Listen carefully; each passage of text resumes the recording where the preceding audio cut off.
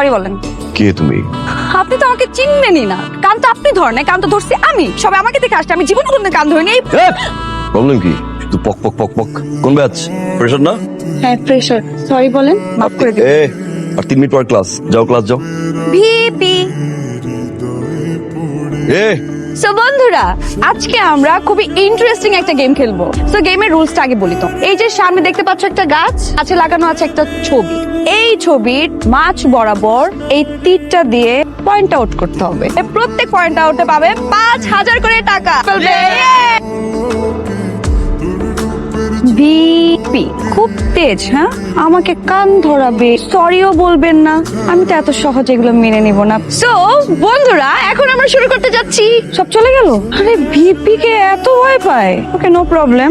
আমি দরকার হলে টাকা দিয়ে লোক ভাড়া করে ছিদ্র বিচ্ছিদ্র করেই ছাড়বো।